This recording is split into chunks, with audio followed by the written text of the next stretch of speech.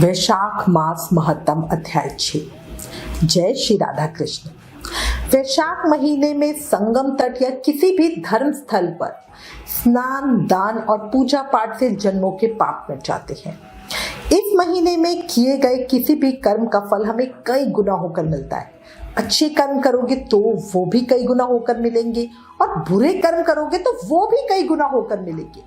इसलिए कुछ भी हो, गलती से भी कोई बुरे कर्म मत करो और ज्यादा से ज्यादा अच्छे कर्म करो।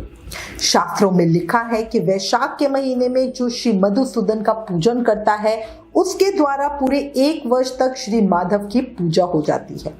इसलिए प्रेम, मन और भाव से प्रेम करो, पूजा करो। अब श्री गणेश जी महाराज और अपने गुरुदेव को याद करते हुए वैशाख मास महत्तम का अध्याय 6 सुनते हैं। मूसक वाहन सा जुते एक दंत भगवान, नमन करु गण देव जी आओ बुद्धि निधान। बोलो गणेश जी महाराज की जय। गुरु की कृपा हो शिष्य पे, पूर्ण हो सब काम। गुरु की सेवा करत ही मिले ब्रह्म का धाम। बोलो गुरुदेव महाराज की जय। कल वैशाख मास महत्तम के अध्याय 5 में श्री मुनि शर्मा द्वारा वर्णित पाप प्रशमन स्तोत्र का हमने बहुत सुंदर पाठ सुना। वैशाख मास में इस पावन स्तोत्र को रोज नियम से सुने। इसको सुनने मात्र से मनुष्य के सभी पापों का अंत हो जाता है।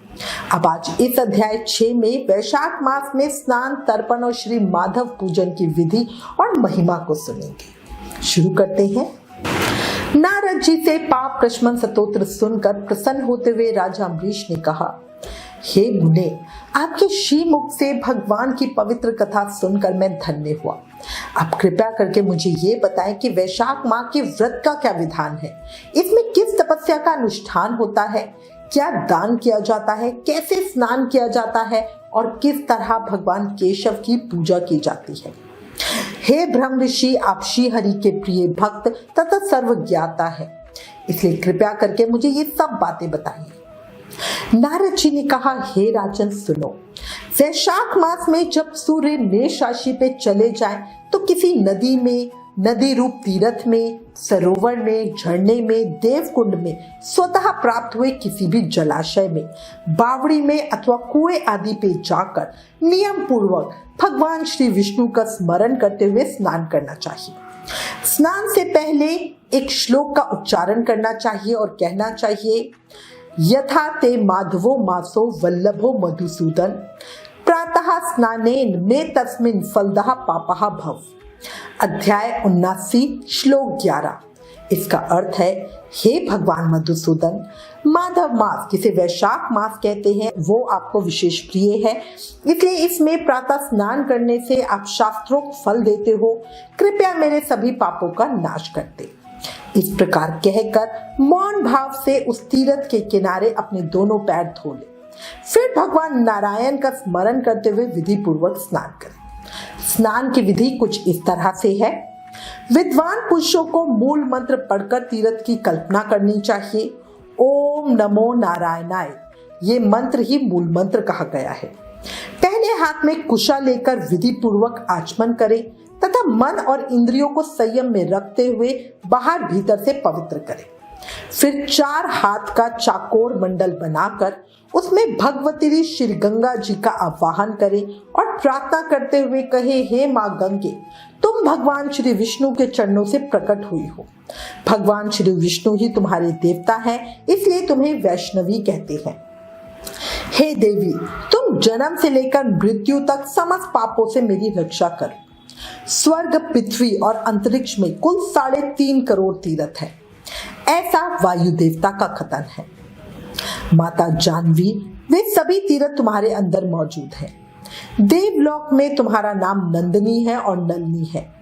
इनके सिवा दक्ष, पृथ्वी, विद्यागंगा, विश्वकाया, शिवा, अमृता, विद्याधरी, महादेवी, लोक प्रसादिनी, क्षेमकरी, जानवी, शांता और शांति प्रदायिनी आदि तुम्हारे अनेकों नाम हैं। स्नान के समय इन पवित्र नामों का कीर्तन करना चाहिए। इससे त्रिपद गामिनी भगवती गंगा वहां उपस्थित हो जाती है। 7 बार उपयुक्त नामों का जप करके संपुट के आकार में दोनों, संपुट होता है दोनों हाथों को जोड़कर, संपुट के आकार में दोनों हाथों को जोड़कर उनमें जल ले और 4, 6 या 7 बार मस्तक पर डाले। इसके बाद स्नान करके पूर्वोक्त मृतिका होती है मिट्टी, इससे भी विधिवत अभिमंत्रित करें और उसे शरीर में लगा के नहा ले। मिट्टी को अभिमंत्रित करते हुए इस तरह कहें, हे वसुंधरे, तुम्हारे ऊपर अश्व और रथ चला करते हैं। भगवान श्री विष्णु ने भी वामन अवतार धारण करके तुम्हें एक पैर से नापा था। हे मृतिके, मैंने जो बुरे कर्म किए, मेरे उन सब पापों को तुम हर लो। हे देवी, सैकड़ों भुजाओं वाले भगवान श्री विष्णु ने वराह का रूप धारण करके तुम्हें जल से बाहर निकाला था। तुम संपूर्ण लोकों की उत्पत्ति के लिए अरणी के समान हो, अर्थात जैसे अरणी काष्ठ से, लकड़ी से आग प्रकट होती है। अरणी होता है घिसना, उसको 2 लकड़ियों को घिसते हैं ना, उसको अरणी काष्ठ से आग प्रकट होती है, उसी प्रकार तुमसे संपूर्ण लोक उत्पन्न होते हैं। सुव्रते, तुम्हें मेरा नमस्कार है। इस प्रकार स्नान करने के बाद विधि पूर्वक आचमन करके जल से बाहर निकले और 2 शुद्ध श्वेत वस्त्र, धोती, चादर धारण करें। तदंतर त्रिलोकी को तृप्त करने के लिए तर्पण करें। सबसे पहले श्री ब्रह्मा का तर्पण करें, फिर श्री विष्णु का, श्री रुद्र और प्रजापति का। तत्पश्चात देवता, यश, नाग, गंधर्व, अप्सरा, असुरगण, क्रूर सर्प, गरुण, वृक्ष, जीव जंतु, पक्षी, विद्याधर, मेघ, आकाशचारी जीव, निराधार जीव, पापी जीव तथा धर्मपरायण जीवों को तृप्त करने के लिए मैं तुम्हें जल अर्पित करती हूँ, ये कहकर उन सबको जलांजलि दे। देवताओं का तर्पण करते समय यज्ञोपवित्र को बाएं कंधे पे डाले रखें। तत्पश्चात उसे गले में माला की भांति कर ले और दिव्य मनुष्यों, ऋषि पुत्रों तथा ऋषियों का भक्ति पूर्वक तर्पण करें। सनक, सनंदन, सनातन और सनत कुमार ये दिव्य मनुष्य हैं। कपिल, आसुरी, बोड़ू तथा पंचशिखा ये प्रधान ऋषि पुत्र हैं।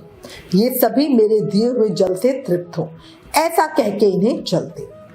इसी प्रकार मरीचि, अत्रि, अंगीरा, पुलस्त्य, पुलह, क्रतु, प्रचेता, वशिष्ठ, नारद तथा अनन्य देव ऋषियों और ब्रह्म ऋषियों का अक्षत सहित जल के द्वारा तर्पण करें। इस प्रकार ऋषि तर्पण करने के बाद यज्ञोपवित्र को दाएं कंधे पर करके बाएं घुटने को पृथ्वी पर टेक कर बैठे।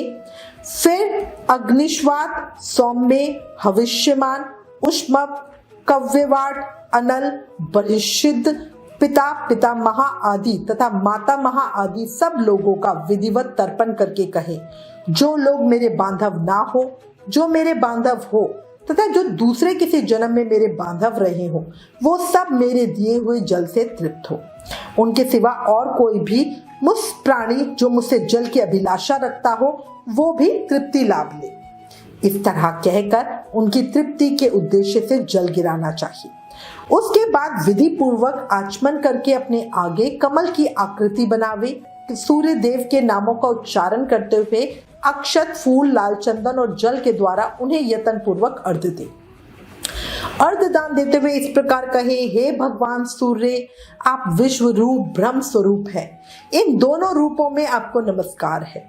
आप सहस्त्र किरणों से सुशोभित और सबके तेज स्वरूप है, आपको सदा नमस्कार है।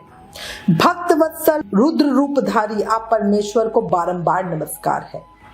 कुंडल और अंगद आदि आभूषणों से विभूषित पद्मनाभ आपको नमस्कार है। भगवान, आप सोए हुए संपूर्ण लोकों को जगाने वाले हैं, आपको मेरा प्रणाम है। आप सदा सबके पाप पुण्यों को देखा करते हैं। हे सत्यदेव, आपको नमस्कार है। भास्कर, मुझ पर प्रसन्न होइए। दिवाकर, आपको नमस्कार है। प्रभाकर, आपको नमस्कार है। इस प्रकार सूर्य देव को नमस्कार करके 7 बार उनकी प्रदक्षिणा करें। फिर ध्वज, गौ और स्वर्ण का स्पर्श करके अपने घर में आए। वहां आश्रम वासी अतिथियों का सत्कार करके तथा भगवान की प्रतिमा का पूजन करें।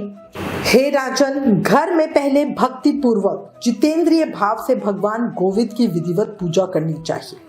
विशेषता वैशाख के महीने में जो श्री मधुसूदन का पूजन करता है, उनके द्वारा पूरे 1 वर्ष तक श्री माधव की पूजा संपन्न हो जाती है। वैशाख मास आने पर जब सूर्य देव मेष राशि पे स्थित हो तो श्री केशव की प्रसन्नता के लिए उनके व्रतों को करना चाहिए।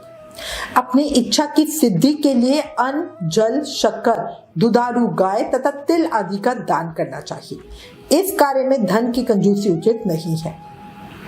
जो पूरे वैशाख महीने में प्रतिदिन सवेरे स्नान करते हैं, जितेंद्रिय भाव से रहते हैं, भगवान के नाम जपते हैं और हविष्य भोजन करते हैं, वो सब पापों से मुक्त हो जाते हैं।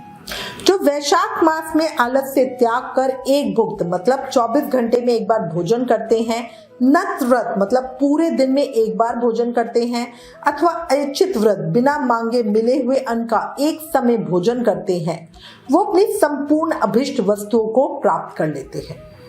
वैशाख मास में प्रतिदिन 2 बार गांव से बाहर नदी के जल में स्नान करना, हविष्य खाकर रहना, हविष्य मतलब जो हवन में यूज होता है, ब्रह्मचर्य का पालन करना, पृथ्वी पर सोना, नियम पूर्वक रहना, व्रत, दान, जप, होम और भगवान मधुसूदन की पूजन करना, ये नियम हजारों जन्मों के भयंकर पापों को भी हर लेते हैं।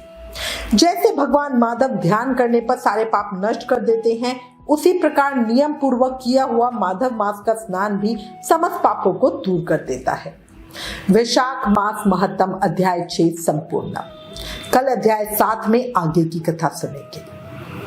देखो, मानव जीवन मिलना बहुत मुश्किल है और अगर आप देखो ना, हम लोग कितने ही भाग्यशाली हैं कि हमें मानव जीवन भी मिला है और उस पर भगवान की कृपा भी मिली है। तभी तो हम भगवान की कथा को कह सुन पा रहे हैं, है ना। देखो, पल पल आयु कम हो रही है। हर श्वास के साथ हम मृत्यु के और करीब जा रहे हैं। जीवन फूटे हुए घड़े की तरह है जो भरने के साथ ही खाली होना शुरू हो जाता है ना। जिस वक्त हमारा जन्म होता है उसी वक्त मृत्यु की तरफ हमारी यात्रा शुरू हो जाती है। श्री कृष्ण की कृपा से अभी भी समय है। अधिक से अधिक शुभ कर्म करके ये मानव जीवन सफल बना लो। याद रखो, मन में बसा लो, जीवन का कोई भरोसा नहीं है, इसलिए अभी भी समय है। ज्यादा से ज्यादा नाम जाप करके जन्म मृत्यु के चक्र से मुक्ति पालो। और लास्ट में याद रखो, कलयुग केवल नाम आधारा। कलयुग में सिर्फ नाम जाप करके भक्ति, मुक्ति, शक्ति, प्रेम सब पाया जा सकता है। इसलिए हर समय, हर पल, हर सांस के साथ प्रेम से, मन से, भाव से जाप करते रहो। हरे कृष्ण कृष्ण कृष्ण हरे हरे, हरे राम राम राम हरे हरे। और लास्ट में एक रिक्वेस्ट, प्लीज इन वीडियोस को ज्यादा से ज्यादा शेयर करके वैशाख मास के प्रभाव को सबको बताओ। अपने शास्त्रों का ज्यादा से ज्यादा प्रचार करो, ये भी एक सेवा है। Please like, share and subscribe. Thank you. जय श्री राधा कृष्ण।